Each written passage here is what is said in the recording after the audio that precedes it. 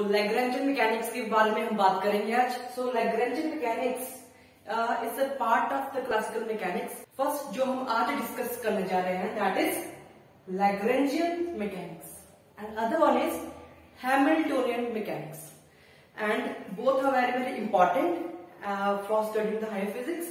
But हम देखेंगे कि न्यूटोनियन मैकेनिक्स हम क्यों यूज कर रहे हैं। ठीक है, न्यूटोनियन मैकेनिक्स हमने +1 में पढ़ी है and it is quite useful, बहुत ज्यादा यूजफुल हुई थी हमारी न्यूटोनियन मैकेनिक्स एंड इवन वो हमारे काम भी आती थी इन द इलेक्ट्रोमैग्नेटिज्म जब हम डिफिकल्ट प्रॉब्लम सॉल्व करते होते हैं। Okay, so it is quite useful, but why, what is the reason that we have to learn this Lagrangian mechanics? Okay, so we want to discuss this and so the first thing is what happens in the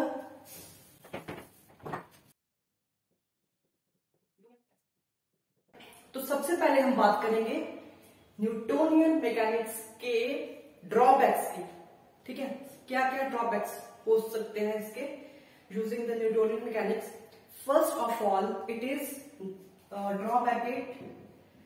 first drawback is that we have to continuously using the lot of vector algebra. We will use vector.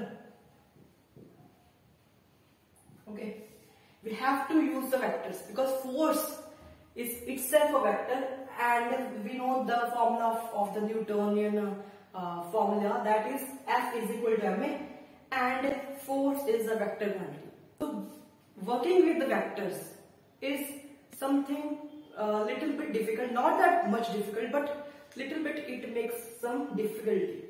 Okay, तभी तो हम +1 में work power energy भी पढ़ते हैं, because work power energy और जो हमारा force is equal to m जो फॉर्मूला है दोनों सेम ही प्रॉब्लम के लिए अप्लाई होते हैं। But the result is that But the thing is that जो वर्क है that is a scalar quantity। तो अगर हम किसी भी प्रॉब्लम को एड्रेस करें using the scalar quantities such as work और in the principle of conservation of energy हम अगर यूज करें, मतलब work is scalar quantity. Okay, तो स्केलर क्वांटिटी से प्रॉब्लम्स इजिली एड्रेस हो सकती हैं, इजिली सॉल्व हो सकती हैं। Okay, but using F is equal to ma formula make it little bit difficult, okay, to handle the vectors. Okay,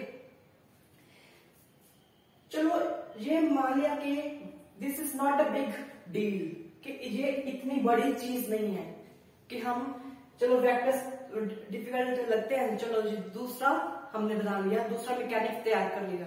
नहीं, और भी कई सॉलिड रीजन है, ये एक रीजन हो सकता है। Okay, second reason is that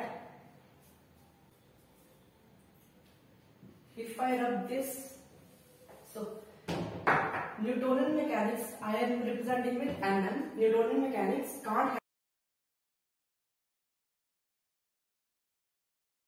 And the second problem is this, that Newtonian mechanics can't handle the problems containing the large number of variables.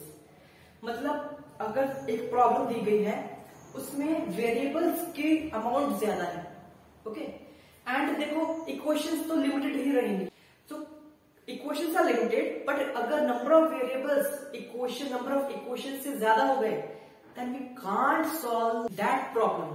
And the third point इसके साथ ही relate करेगा कि थर्ड पॉइंट इज दैट जब हम forces consider करते हैं तो उसमें कई बार कंस्ट्रेंट फोर्सेस भी हम लेते हैं। ओके, कंस्ट्रेंट फोर्स मीनिंग जैसे पेंडुलम हो गया, पेंडुलम में कंस्ट्रेंट फोर्स कौन सी होगी, tension. If you use spring उसमें कंस्ट्रेंट फोर्स कौन सी होगी की है, जो स्प्रिंग फोर्स होती है।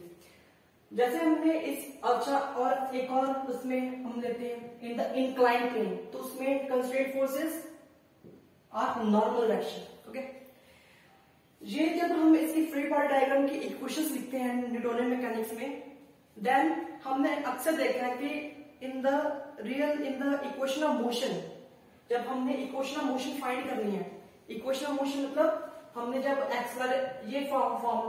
एक्सलरेशन फाइंड करना है using this equation of motion, what is the equation of motion? It is ma is equal to the sum of forces. Okay. तो इसमें कुछ ना कुछ तुम्हारे पास क्या रहता है, कंस्ट्रेंट फोर्सेस भी रहती है, ठीक है।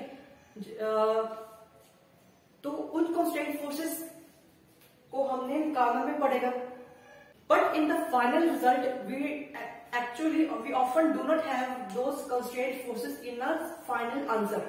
ओके, वो नहीं होती ना फाइनल आंसर में। तो अल्टीमेटली हम क्या करते हैं, जब भी हम सॉल्व करते हैं तो we have to remove normal action from the equations, tension in the equation if we have tension, तो उनको रिमूव करना पड़ता है। ओके, तो अक्सर हम ऐसे कह सकते हैं कि कांस्टेंट फोर्स अक्सर हमारे प्रॉब्लम में एक रुकावट पैदा करती है। पहला तो वो फाइनल आंसर में आते ही नहीं है। ओके, तो हमने क्या सोचा कि हमने एक ऐसा मेथड तैयार करना चाहिए जिसमें कंस्ट्रेंट फोर्स आए ही ना। ओके, एंड कंस्ट्रेंट फोर्स जब नहीं आएगी देन नंबर ऑफ वेरिएबल्स भी क्या हो जाएंगे, कम हो जाएंगे। ओके, तो ये दो जो second and third point is basically link to each other, कि दोनों का मकसद क्या है कि नंबर ऑफ वेरिएबल्स कम हो जाए, और वो बढ़ते ही इसलिए हैं क्योंकि उसमें कंस्ट्रेंट फोर्सेस भी शामिल होती हैं। Okay, and the fourth point is that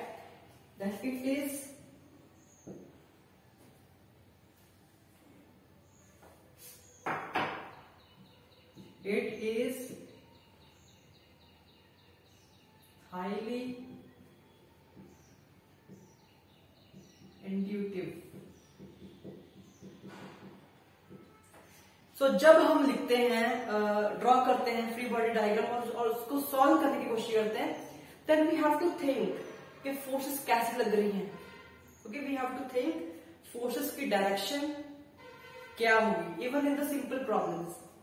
तो ये हर बार अगर कॉम्प्लिकेटेड प्रॉब्लम आ गई, बहुत ज्यादा कॉम्प्लिकेटेड प्रॉब्लम आ गई, देन ये जो हमें सोचना पड़ेगा फोर्सेस कौन से लग रही है, कहां पे लग रही है, it will be highly complicated. Okay, तो वो हमें सोचना ना पड़े, तो इसलिए this is also a drawback.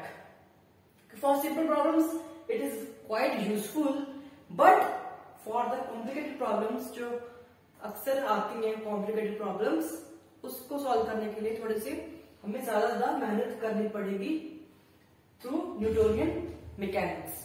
और फिजिक्स हमेशा ऐसे ही रही है। तो फिजिक्स में ऐसे ही अक्सर होता है कि अगर कोई चीज का अगर हमारे पास कोई दूसरा सोल्यूशन इजी वे में हो, then we use that.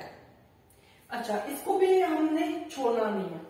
Okay, it is very very useful, कुछ हद तक यूजफुल होती है न्यूटोनियन मैकेनिक्स। इसका ये नहीं मतलब कि Newtonian mechanics doesn't work, it works, but इसके ड्रॉबैक्स अब आपको पता लग गए, तो वो उस सिचुएशंस में हम नहीं ड्रॉ कर सकते, हम नहीं अप्लाई कर सकते न्यूटोनियन मैकेनिक्स।